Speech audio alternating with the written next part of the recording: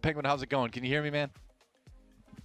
It's going good, better than yesterday. So Yeah, I guess so. So I wanted to ask about that, actually. So obviously you come in here today, you get the big win against Sonics. So the question I've got for you is, what do you do, overnight? Because honestly, there's not a lot of practice time. You don't really have a big opportunity to change some fundamentals, rework game plans and things like that. So how do you go from what happened yesterday to what happened today? well, I mean, like, I don't even know what it is, but historically, we've always started extremely slow. At SI, we lost our first 2 games, like, abysmally, and then day 2, we won all 3. In CL, we lost all 3 games and then came back and, like, won it.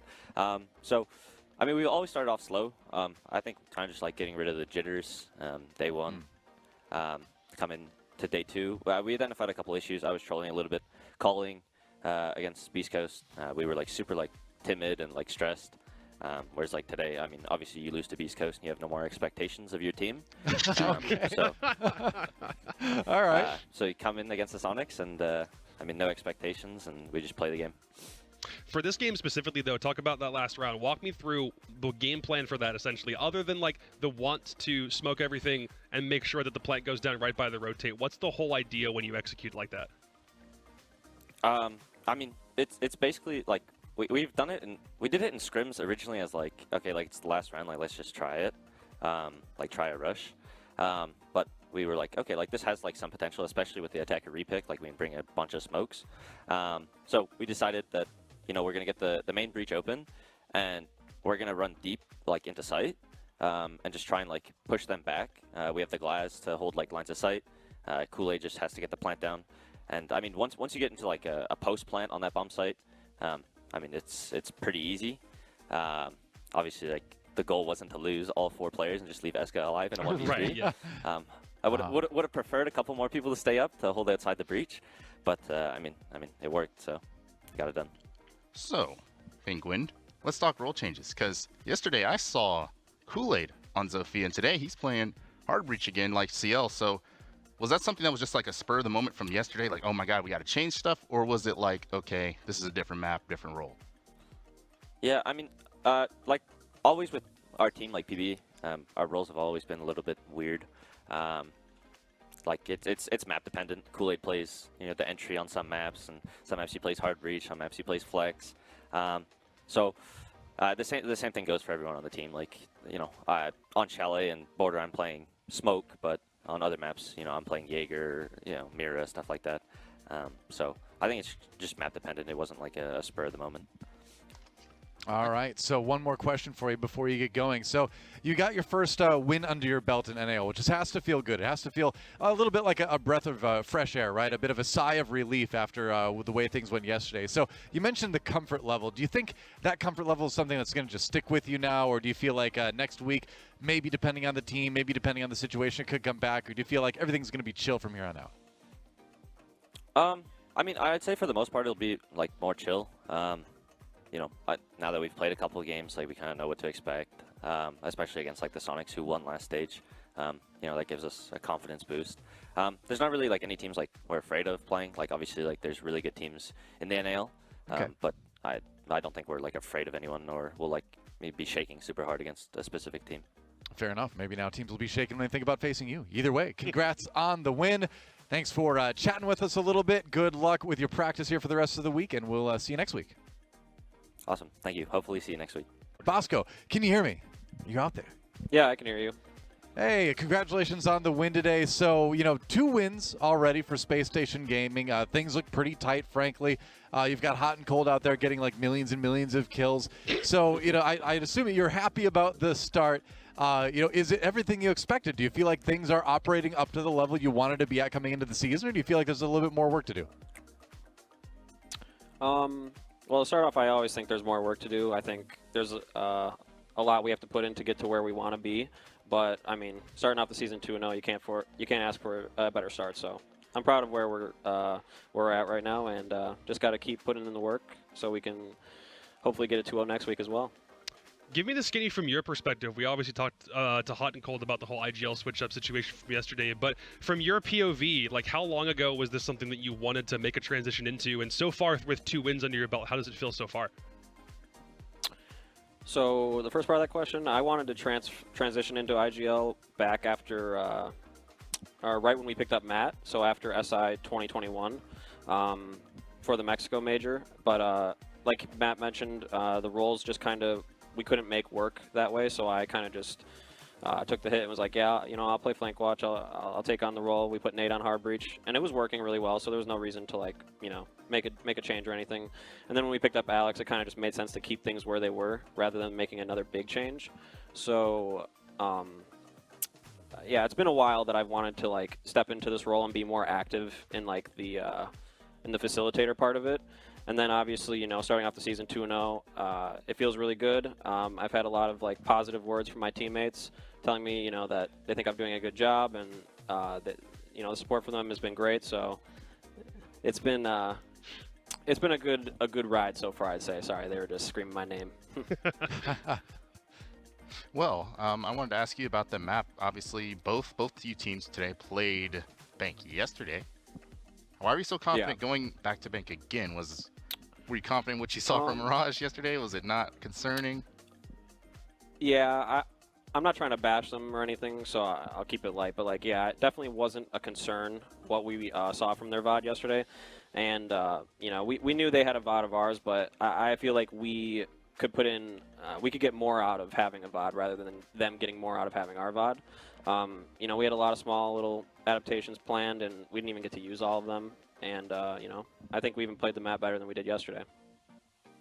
Very cool. Nice to get the same map kind of go with the flow a little bit. But I'm going to ask something. Maybe this is kind of old and tired. It's been a little while, but the community still talks about it. Everyone's still talking about it. So I'm going to ask you anyway.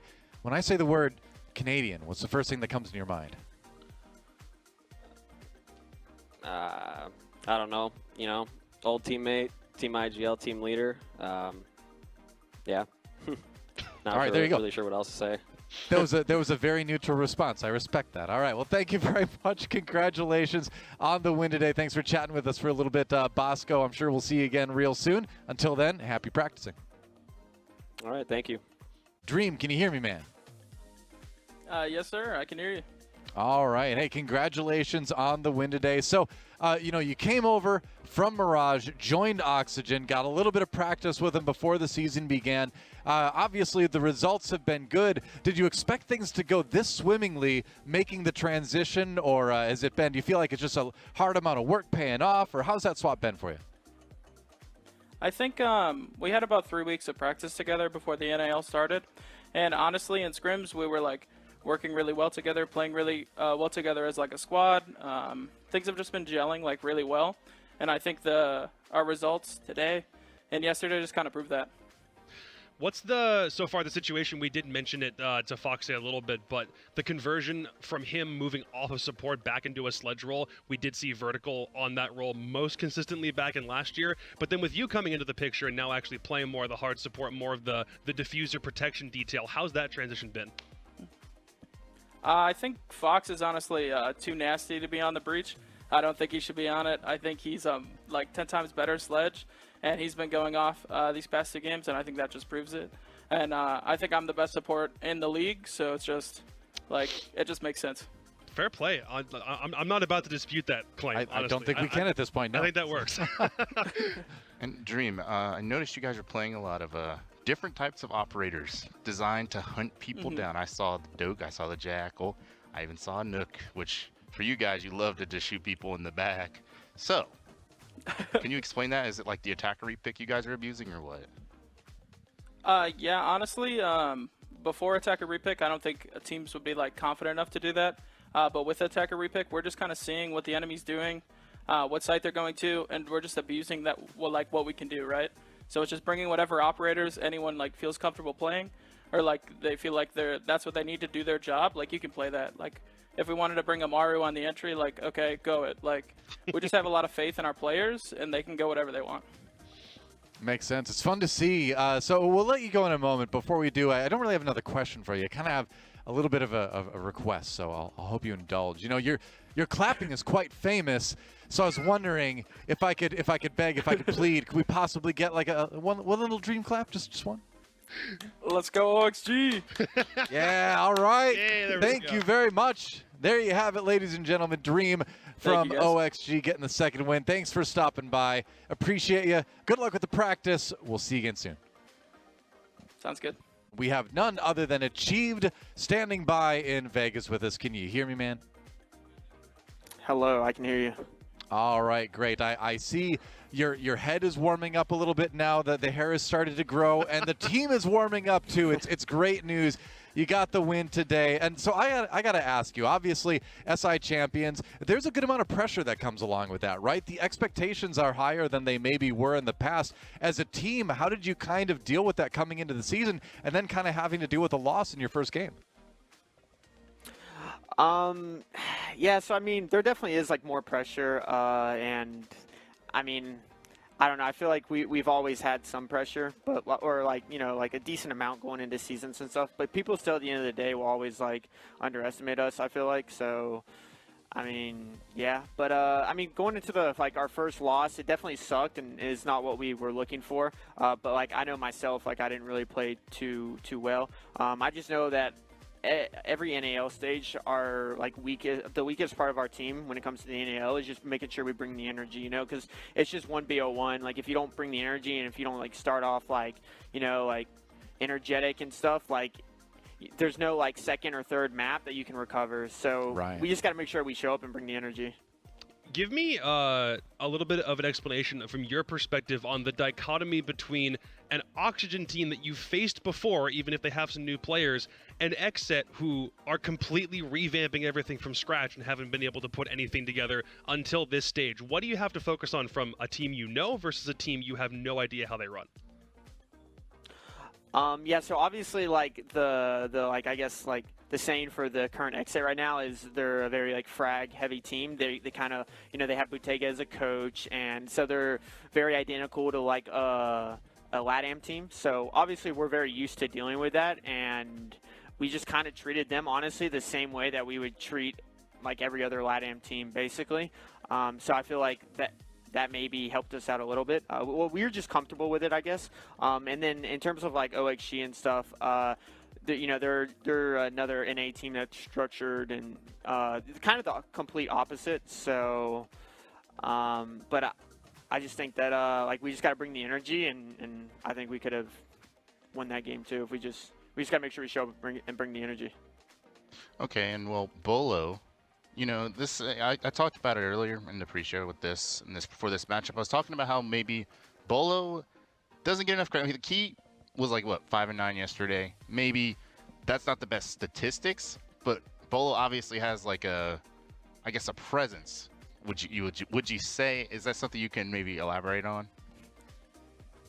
Yeah, I mean, Bo, he's moved to the last few months. He's moved to the complete entry role, so that's something new to him. Obviously, he's still getting used to that and everything. So even though he might not be doing the best statistically, he's still taking a lot of the opening engagements and stuff like that. So I think just because he's not fragging out on the scoreboard, I guess he's still doing a lot there by just getting the map presence and the map control that we need, especially off the rip.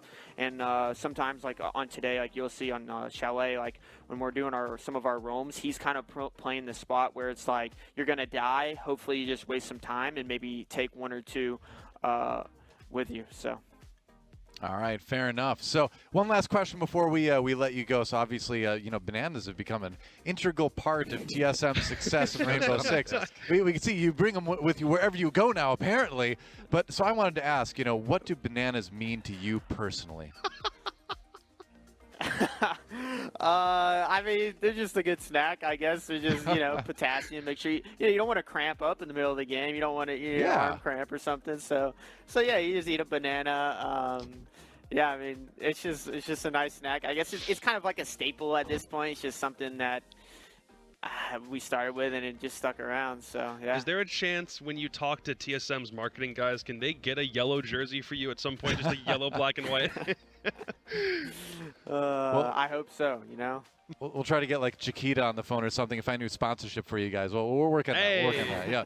All right. Well, thanks for taking the time to talk with us today. Congrats on the win, and good luck with the practice for next time. Thank you. Canadian, can you hear me, man? Yes, sir. All right. Hey, welcome back, and congrats again for another win this week. So my question to you then is, we talked a little bit yesterday, if I remember correctly, about how, it was to kind of like put this team together, start to firm things up a little bit in a squad sort of way. And then today, you had to go to the very, very last round. So rather than asking about your team, I'm actually going to say, what was it about Beast Coast that really pushed the team to the limit today? I think they were just on point individually, Sweater especially. He was getting a lot of opening picks, just taking initial fights and whatnot, and then in some late rounds too, just shutting us down from, just shooting, basically. I think that was about it. I mean, that's kind of their play style. They don't really have a strategy, to be honest. That's just the case. They have players that can shoot, and so be it. But yeah, I mean, that's part of the reason I heavily criticize someone like Yardy, because he's a quote-unquote hard sport player on a team like that, but they play with no structure, so yeah. Wow. All right. I mean, I do kind of see that philosophy. I think if you want to expand on it a little bit, you can. Other than calling it ranked, it very much feels like their roams are super flexible. Sometimes they're a little bit like all over the place seemingly, but what's the best counter for something like that? If they're doing what they're doing, it seemed like you corralled them, but it took a couple of rounds to figure it out. So what was the strat behind that? I think the big thing is taking our time and making sure that we can pinch kills together and be able to trade them out at least, if not just guarantee the kill, because they're surrounded from too many angles. So I think just taking the fight one-on-one is a big mistake when teams are playing like that, and we kind of made that mistake a few times. I think we realized it a bit more towards the end. Our attacks were picking up and getting cleaner and cleaner. But yeah, I think that was the main thing. I'd say more than anything though, like a lot of the rounds were to ourselves. Like we lost some like crucial late round things and just some very early round misplays that were pretty crucial. I think it was just being undisciplined and not taking our time and working things together. And well, you talked about how Beast Coast had limited strategy. You guys went living twice. Was that pretty much an exploitation of the fact that you knew that Beast Coast probably wasn't going to be ready for that one, or what? Yeah, meatheads don't really know how to attack it, so. Well, there you go. But they've got the, if we don't know what we're doing, they can't know either, I suppose. You've got that going for you. Or they've got that going for them anyway. But last question for you. So you had a very convincing win yesterday. Today was very, very close. A lot of people like to make power rankings these days, right? It's the hot thing. But I'm curious, in the NAL power rankings, where would you put DZ right now? I mean, I put us at number 1. I think we can beat any team. So Nice. That's the case. Obviously, we're not in first place or anything right now, thanks to liking to make things close. I think that's just. I think it's been a history of this team as well as just teams I've been on. I think every single team I've been on, maybe we've been at the top of our region or even top of the world and whatnot, but we always make games close no matter who we're playing against for whatever reason. It's just how it goes. So, yeah. All right, I like that, because a lot of players out there in different games will be like, oh, well, I'm not going to put myself at number 1. That's like, too much. But you did it, and I respect that. I feel like that's the attitude it takes to win. So thanks again for sitting in on the interview. Again, congratulations on your win today, and good luck in the future. Thank you for having me on again. Have a good one. All right.